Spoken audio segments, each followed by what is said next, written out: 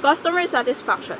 Customer satisfaction refers to how will you as a product or service provider fulfill the needs and expectation of your customers in your product or availing your service.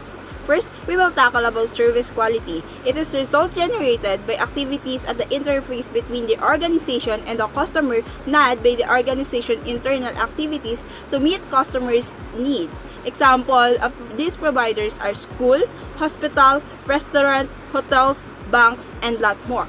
Next, we have customer delight. Customers are the very reason for being in business. Profits can be reaped only if the organization has customers who will pay for your products or services.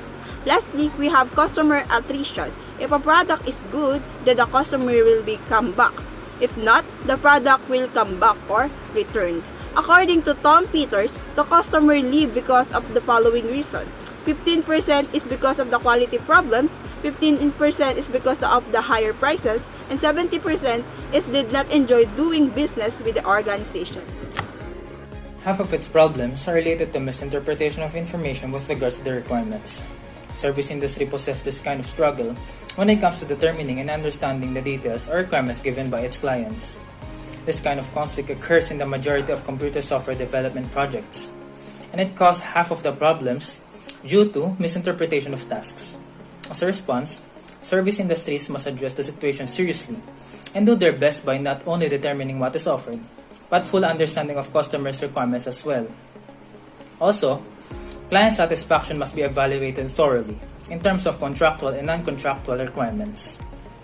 Contractual requirement includes quality when it comes to service or product characteristic, price, service such as responsibilities for installation, service during and after warranty, etc., documentation support, and training support.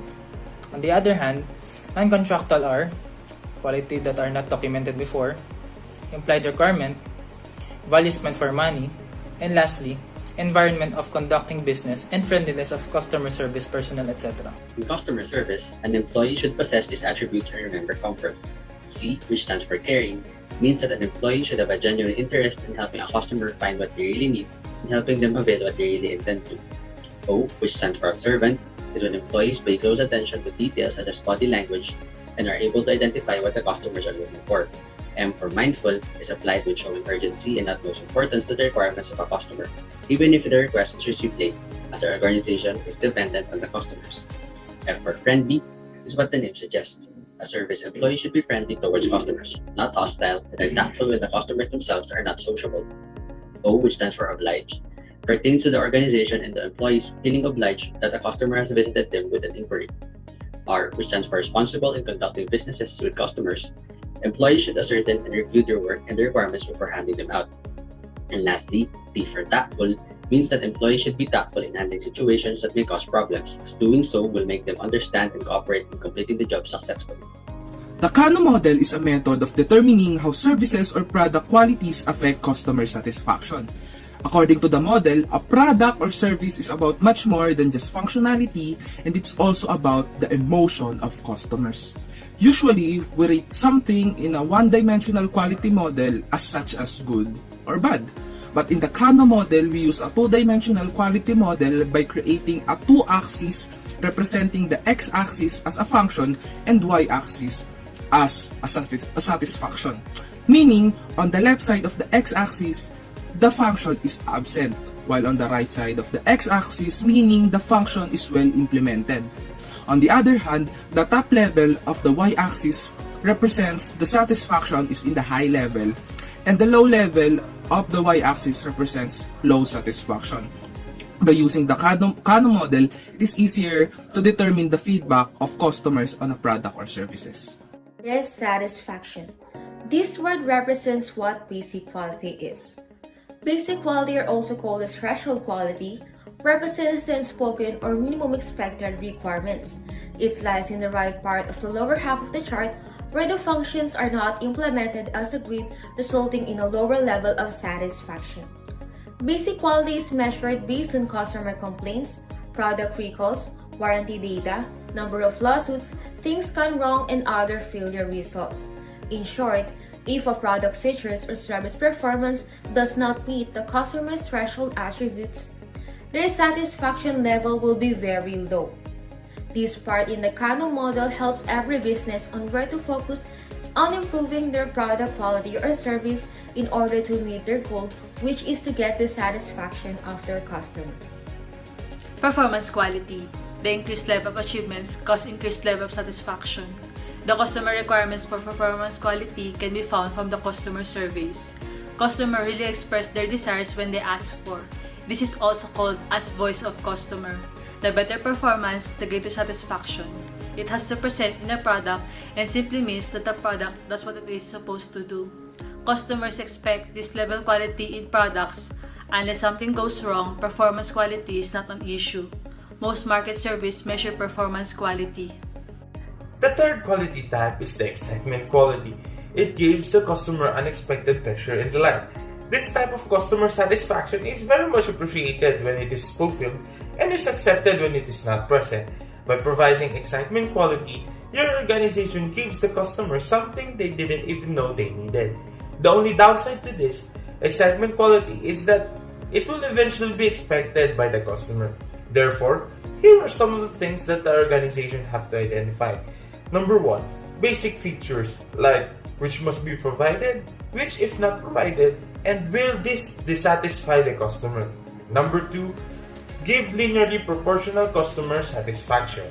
Number 3, features that will excite the customer and exponentially increase in customer satisfaction. Customer feedback. Feedback form. A feedback form is a tool for gathering client feedback. Feedback form aid in the improvement of products or services, as well as the basic understanding of company consumers. It is regarded as one of the most effective approaches of understanding and assessing customer happiness.